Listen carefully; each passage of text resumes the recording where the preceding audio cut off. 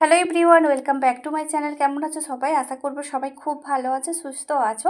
আর আমার চ্যানেলে নতুন একটা ভিডিওতে সবাইকে স্বাগত জানাচ্ছি। আজকে 13টা ইউজফুল টিপস তোমাদের সঙ্গে শেয়ার করব। আশা করছি প্রত্যেকটা টিপস তোমাদের অনেক কাজে লাগবে। ছোটো ছোটো টিপসগুলো মেনে কাজ করলে কাজগুলো অনেকটাই সহজ হয়ে যায়। এই জন্য ছোটো ছোটো টিপসগুলো জানা আমাদের খুবই প্রয়োজন। তো চলো দেখে নেওয়া যাক আজকের প্রথম টিপস। অনেক সময় জামা কাপড়ের মধ্যে তেল পড়ে যায়, সেটা ভুলবশত রান্না করতে করতে, বা অনেক সময় ছোটো ছোটো বাচ্চারা থাকলে তারা ফেলে দেয়। তো যাই হোক, যখন জামা কাপড়ের মধ্যে তেল পড়ে যাবে তখন তোমরা এই টিপসটা অ্যাপ্লাই করো। তেলটা খুব সহজে একদম উঠে পরিষ্কার হয়ে যাবে, কোনো রকম তেলের দাগই থাকবে না। তো নিয়ে নেবে হচ্ছে পাউডার, যে কোনো পাউডার তোমরা এখানে ব্যবহার করতে পারো। তো আমি এখানে দেখো নাইসিল পাউডারটাই এখানে নিয়েছি, আর এটা ডেট ফেল হয়ে যাওয়া পাউডারই নিয়েছি। তোমাদের কাছে যদি খারাপ সেরকম কোনো পাউডার থাকে, যেগুলো আমরা হয়তো ফেলে দিই, ফেলে না দিয়ে তোমরা এই সমস্ত কাজে ডেট ফেল হয়ে যাওয়া পাউডার, যেগুলো আমরা ব্যবহার করতে পারি না, তোমরা এই সমস্ত কাজে কিন্তু ব্যবহার করে নিতে পারো। তো পাউডারটা দেওয়ার পরে দেখো আমি একটু হাত দিয়ে সমস্ত তেলটা ঠিক যেখানে যেখানে লেগেছে তো আমি পাউডারটা ছড়িয়ে দিলাম। ছড়িয়ে দেওয়ার পরে একটা পেনের যে উপরের ঢাকনাটা রয়েছে, তো সেই ঢাকনাটা নিয়েছে, ঢাকনা দিয়ে আমি একটু ঘষে দিচ্ছি। যে কোনো তোমরা এখানে যে কোনো ব্যবহার করতে পারো। তো আমি এখানে পেনের ঢাকনাটাতেই ঘষে দিলাম, আবার হাত দিয়ে একটু আমি দেখো ঘষে দিচ্ছি, যাতে যে পাউডারটা খুব সুন্দরভাবে মানে পরে ঝেড়ে দিচ্ছি আর কি, যাতে কোনো রকম জামা কাপড়ের মধ্যে পাউডারটা না লেগে থাকে। মানে পেনের ঢাকনা দিয়ে ঘষে দেওয়ার পরে একটু হাত দিয়ে পাউডারটাকে ঝেড়ে দিয়েছি। দেওয়ার পরে এখানে খানিকটা দেখো জল নিয়েছি, আর জলের মধ্যে আমি এখানে মানে কাপড়টা ধুয়ে নিচ্ছি। এই জলের মধ্যে কোনোভাবে কোনো সাবান সার্ফ বা কোনো কিছুই লাগবে না, একদম প্লেন জল নেবে, জলের মধ্যে কাপড়টাকে একটু হাত দিয়ে ঘষে ধুয়ে নেবে। দেখবে যেটুকু তেল ছিল একদম ক্লিন হয়ে গেছে, দেখতেই পেয়েছো যে জায়গাটায় তেলটা লেগেছিল খুব সুন্দরভাবে একদম পরিষ্কার হয়ে গেছে। অবশ্যই করে তোমরা এই টিপসটা একবার অ্যাপ্লাই করো। তো চলে যাচ্ছি বন্ধুরা পরবর্তী টিপসে। পরবর্তী যে টিপসটা তোমাদের সঙ্গে শেয়ার করবো, রেগুলারই আমাদের প্রয়োজন হয়ে পড়ে তালা চাবি। তালা চাবি আমাদের প্রত্যেকের বাড়িতেই রয়েছে, কিন্তু একসঙ্গে দেখো বাড়ি যতগুলো তালা রয়েছে তার সমস্ত চাবি আমরা একটা রিংয়ের মধ্যে এইভাবে করে রেখে থাকি। সমস্যা যেটা হয়, তালা যখন খুলবো বা লাগাবো এই চাবিগুলো একটা একটা করে খুঁজতে হয়। তারপরেও যদি বাড়িতে মানে কেউ আসে, মানে নতুন যদি কেউ হয়, সে যদি তালাটা খুলতে চায় বা লাগাতে চায়, এই চাবিগুলো বারবার মানে তাদের বেশ খানিকটা খুঁজতে কিন্তু সময় লেগে যায়। একটা একটা করে চাবিগুলো চেক করতে হয়, তো সেক্ষেত্রে অনেকটা সময় তো লাগবেই। তো তার জন্য ছোট্ট একটা টিপস আমি তোমাদের সঙ্গে শেয়ার করছি। নিয়ে নেবে হচ্ছে নেল পালিশ। এই নেল পালিশ দিয়ে তোমরা তালার আর চাবির দুটোর গায়ে কিছুটা করে চিহ্ন তোমরা লাগিয়ে রেখে দেবে। তো দেখো আমি এখানে 1 লিখলাম, আর সেই 1টা ওই তালার ঠিক যে চাবিটা তার গায়ে যদি এইভাবে করে 1 লিখে দিই, তাহলে খুব সহজে বোঝা যাবে যে 1 তালাতে যেই মানে চিহ্নটা দেবো, আর সেই চিহ্নটা যদি আমি চাবির গায়েও দিয়ে রাখি তাহলে খুব সহজেই বোঝা যাবে। তো আমি এখানে সংখ্যা দিয়ে চিহ্ন করছি, তোমরা চাইলে যে কোনো কালারও ব্যবহার করতে পারো। বিভিন্ন কালারের নেল পালিশ দিয়েও কিন্তু এক একটা কালার যদি করে দাও তাহলেও কিন্তু খুব সহজে বোঝা যাবে। আমার তালাতে যেহেতু 1 লেখা রয়েছে, তো আমি খুব সহজে দেখো 1 নম্বর যে চাবিটার গায়ে লেখা আছে, তো সেটা দিয়ে খুলে দিলেই তালাটা খুব সহজেই খুলে যাবে। পরবর্তী যে টিপসটা তোমাদের সঙ্গে শেয়ার করছি, সেটাও ছোট্ট হলেও আশা করছি তোমাদের অনেক কাজে লাগবে। তো দেখো চাবির যে রিংগুলো আছে না, রিংটা অনেকটাই টাইট হয়, আর এই রিংয়ের মধ্যে যখন আমরা চাবি পরাতে যাই, এই যে সামনের দিকটা একটু নখ দিয়ে আমাদেরকে ফাঁকা করতে হয়। নখ দিয়ে ফাঁকা করতে গেলে নখের মধ্যে অনেক সময় লেগে যায়, ব্যথা করে, সেই ব্যথাটা আবার সহজে যেতে চায় না। তোমরা নখ দিয়ে ফাঁকা না করে এরকম কয়েন নিতে পারো। তো ছোটো ছোটো যে মানে 50 পয়সা কিংবা 1 টাকার 2 টাকার যে কয়েনগুলো, সেগুলো তোমরা এখানে ব্যবহার করবে। কোনো 5 টাকার বা 10 টাকার মোটা যে কয়েনগুলো সেগুলো নেবে না, পাতলা যে কয়েনগুলো সেটা দিয়েই একটু দেখো ফাঁকা করে দিলে খুব সুন্দরভাবে ফাঁকা হয়ে যাবে। আর সামনের দিকটা ফাঁকা হয়ে গেলে এরপর দেখো একটা একটা করে চাবিগুলো আমরা এই রিংয়ের মধ্যে পরিয়ে ফেলতে পারবো। তারপরে নখ দিয়ে আর আমাদেরকে ফাঁকা করতে হবে না, নখ দিয়ে ফাঁকা করলে লেগে গেলে কিন্তু অনেকক্ষণ ব্যথা থাকে। তো তোমরা এই পদ্ধতিতে তোমরা একটা কয়েনের সাহায্যে রিংটাকে ফাঁকা করে নিতে পারো। পরবর্তী টিপসটা তাহলে এখন দেখে নেওয়া যাক। তো দেখো বন্ধুরা, মিক্সার এই জারের মধ্যে আমরা আদা, রসুন, পেঁয়াজ, কখনো মাংসের কিমা বিভিন্ন জিনিস আমরা পেস্ট করে থাকি। তার ফলে কি হয়, এর মধ্যে থেকে একটা বাজে দুর্গন্ধ বেরোতে থাকে, আর সেই গন্ধটা সহজে আবার যেতেও চায় না, যত না আবার সাবান সার্ফ দিয়ে ধুয়ে পরিষ্কার করি না কেন। তো তার জন্য কী করবে, তোমরা নিয়ে নেবে হচ্ছে ভিনিগার। তো আমি এখানে ভিনিগার কিছুটা নিয়েছি, সেই সঙ্গে নিয়েছি বেকিং সোডা। বেকিং সোডা আর ভিনিগার দুটাকে মিশিয়ে এইভাবে করে 10-15 মিনিট তোমরা রেখে দেবে, ঠিক আছে? রেখে দেওয়ার পরে প্লেন জল দিয়ে ধুয়ে ফেলবে, আর কিছু করতে হবে না। এভাবে করে দেখো সমস্ত জায়গায় আমি যাই জিনিসটাকে ছড়িয়ে দিলাম, মানে বেকিং সোডা ভিনিগারের যে মিশ্রণটা সেটাকে লাগিয়ে দিলাম। লাগিয়ে দেওয়ার পর 10 মিনিট রেখেছিলাম, প্লেন জল দিয়ে ধুয়ে ফেলেছি। এইভাবে করে ধুয়ে ফেললে খুব সুন্দরভাবে একদম ক্লিন হয়ে যাবে, কোনো রকম বাজে দুর্গন্ধ থাকবে না। তো বন্ধুরা, ছুরি দিয়ে আমরা কোনো জিনিস কাটতে গেলে সেটা কিন্তু হাত কেটে যাওয়ার অনেক সময় ভয় থাকে, তো সেই কারণে বাচ্চাদেরকে আমরা এই কোনো কিছু জিনিস আমরা কাটতে দিই না, কারণ যদি তাদের হাতটা কেটে যায় সেই ভয়ে আমরা কাটতে দিতে পারি না। কিন্তু বাড়িতে যদি বাচ্চারা না থাকে, কোনো মেসে যদি থাকে, তো ছোটো ছোটো বাচ্চাদের অনেক সময় দেখো মুড়ি খাওয়ার জন্য শসা, গাজর বা পেঁয়াজ এগুলো তারা কাটে। নিজেরা ছুরি দিয়ে কাটতে গেলে অনেক সময় হাত কেটে যায়।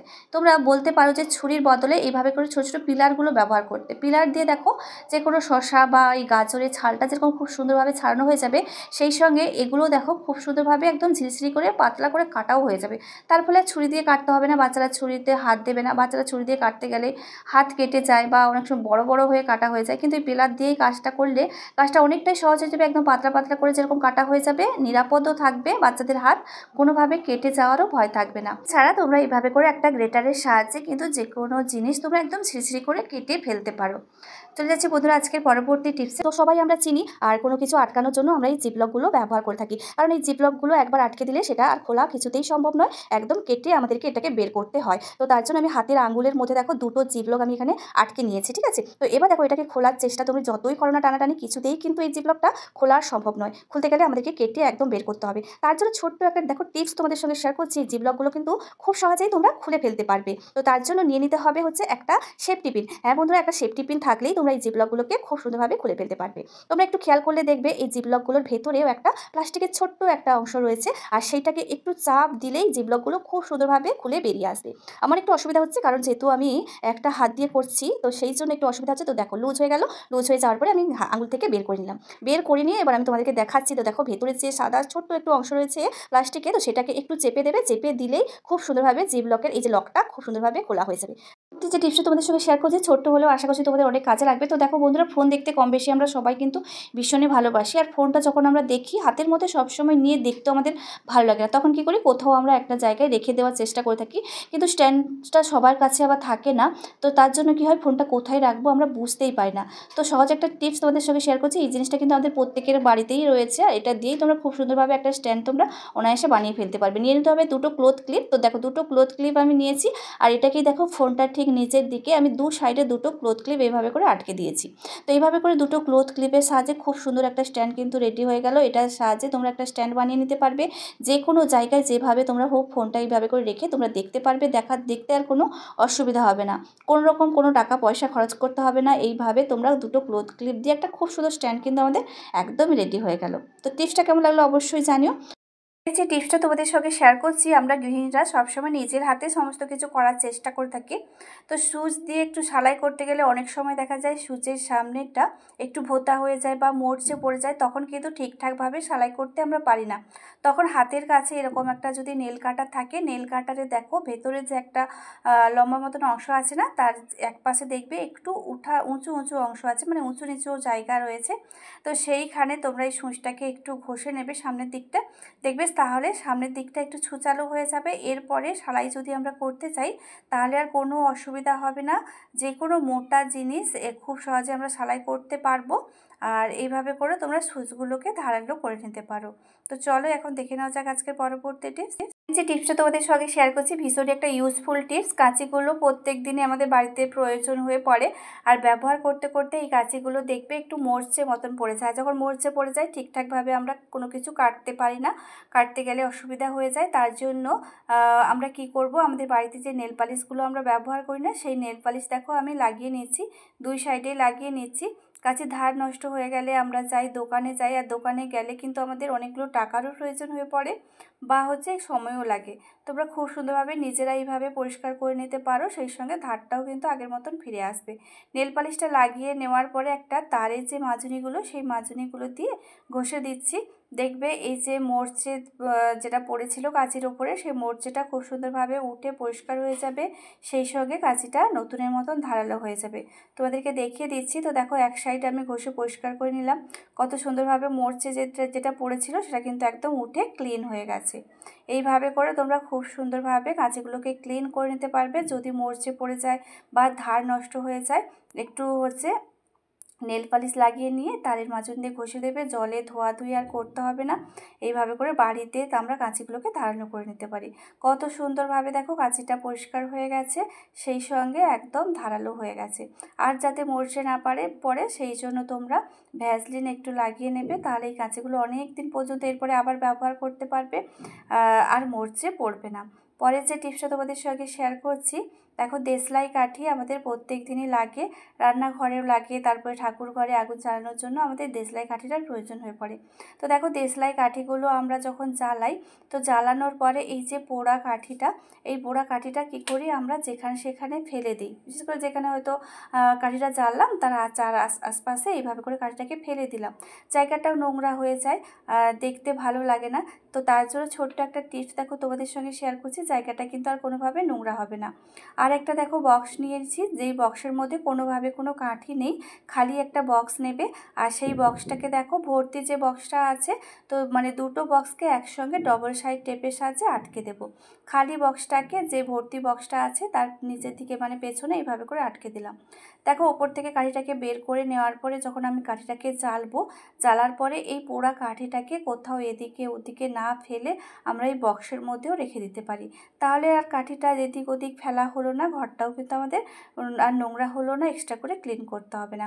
পরের যে টিপসটা তোমাদের সঙ্গে শেয়ার করছি, কিচেন সিঙ্ক যতই আমরা ভালো করে পরিষ্কার পরিচ্ছন্ন করি না কেন, ছোট ছোট একদম দেখবে মানে মাছের কাঁটা, তারপরে মাছের আঁশ, এই ধরনের বা চুল, এই ধরনের জিনিসগুলো না এই কিচেন সিঙ্কের যে পাইপটা আছে একদম মুখের কাছে আটকে থাকে, কিছুতেই আমরা পরিষ্কার করতে পারি না জায়গাগুলো। তার জন্য নিয়ে নেবে একটা হচ্ছে চিমটে, এরকম দেখো ছোটো ছোটো যে সরু চিমটেগুলো আমাদের প্রত্যেকের বাড়িতেই তো রয়েছে।